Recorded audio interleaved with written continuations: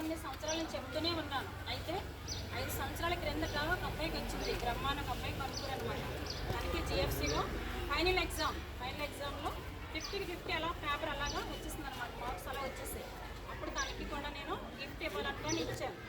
అదేవిధంగా 5 సంవత్సరం last year అంతకుముందు ఇయర్ కూడా అన్నాను, ఎవరికైతే 50 మార్క్స్ వస్తాయో జిఎఫ్సిలో వాళ్ళకి నా గిఫ్ట్ ఉంటుంది, నా పర్సనల్ గిఫ్ట్ ఇస్తానని చెప్పేసి అన్నాను.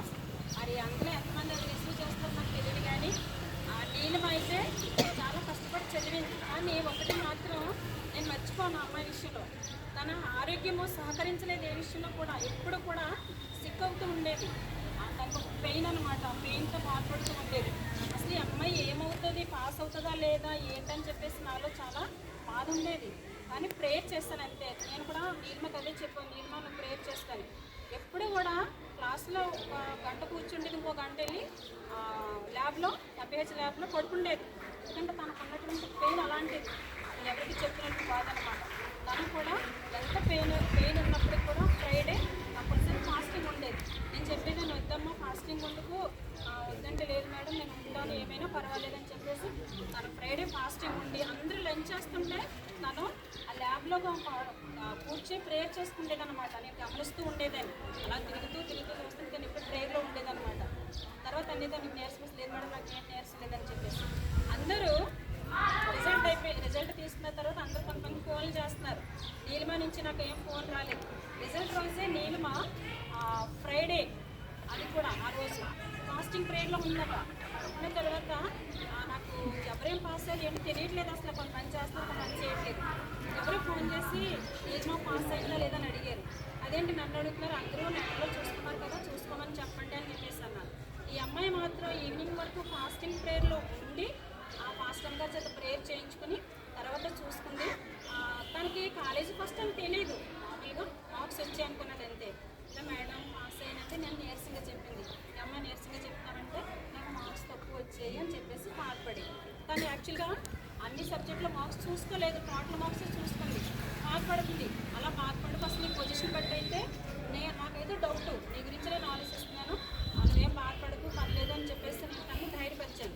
ఆ తర్వాత చూస్తే అందరి మీద నీలిమకే హైయెస్ట్ మార్క్స్ ప్లస్ జిఎఫ్సిలో 50 అలా 50 ల్యాబ్స్ గట్టి పడాలి.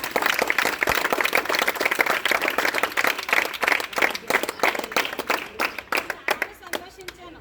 ఇది నిషేధించాము, అమ్మాయి పాపం చాలా బాధపడేది నాకు తెలుసు. నాతోనే ఎక్కువ ఉండేది, నాతో ఎక్కువ చెప్పుకుంటుండేది. తన పరిస్థితి అయినా సరే ఏ ప్రాబ్లం అయినా నాతోనే చెప్పేది. ఆలోచించేదాన్ని, నేను ఎవరికేం చెప్పడం నాకు అలవాట్లేదు, కానీ ప్రేయర్ చేసేదాన్ని, ధైర్యపరిచేదాన్ని. అలాగా ఆ సార్ కూడా నేను చెప్తూ ఉండేదాన్ని, మా సార్కి చెప్పేదాన్ని అనమాట, ఇలా ఉంది నీలిమ పరిస్థితి అంటే మరి హాస్పిటల్ చూపిద్దాము అలా అని చెప్పేసి అని ఎవరు లేదు, తను ఎక్కువ దేని మీద డిపెండ్ అవుతుంది, గాడ్ మీద డిపెండ్ అవుతుంది, ఏం పర్వాలేదని చెప్పేసి అనుకున్నాం. ఆ తర్వాత తీరా చూస్తే మార్క్స్ 50కి 50 జిఎఫ్సి.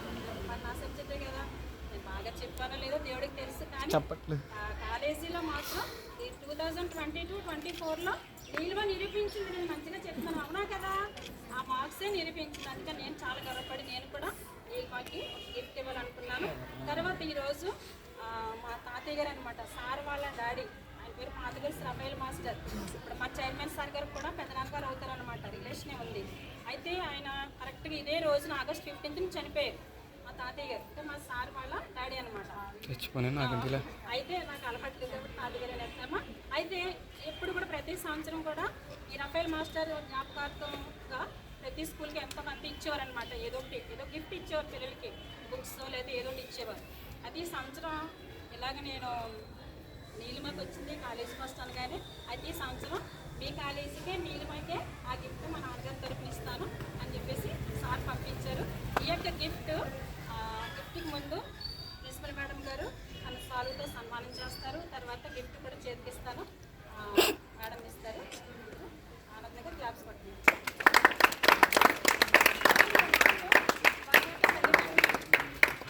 నీలిమ తల్లిదండ్రులకి దూరంగా ఉండి చదివింది, తల్లిదండ్రులు దూరంగా ఉండి చదివింది, అమ్మమ్మ ఇంట్లో ఉండి చదివింది, అమ్మ నా దగ్గర లేదు. కానీ నీలిమ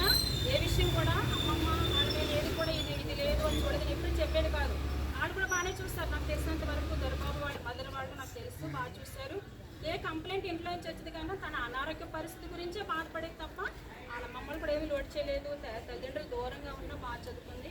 మరి తల్లిదండ్రులు కూడా గర్వమే కదా ఈ రోజుని అందరి ముందు తల్లిదండ్రులు వచ్చారంటే చూసిన వాళ్ళు చాలా గర్వంగా ఉంటుంది. సో వాళ్ళు కూడా దగ్గరికి రమ్మని పిలుస్తున్నాను. ప్రిన్సిపల్ మేడం గారు వాళ్ళు ముఖ్యంగా కూడా సన్మానం చేస్తారు. నేను ఫోటో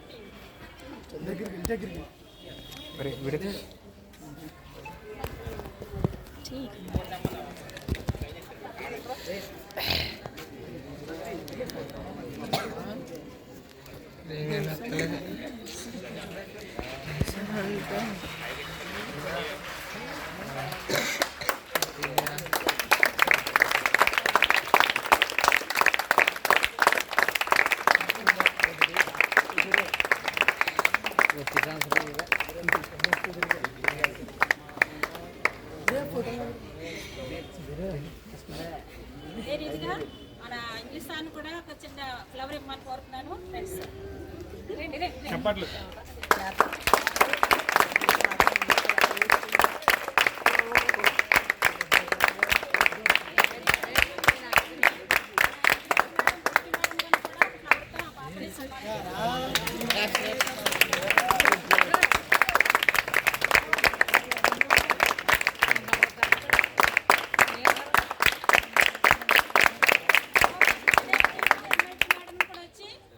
నీలిమాన్ని ఆశ్రయించవలసిందిగా కోరుతున్నాను.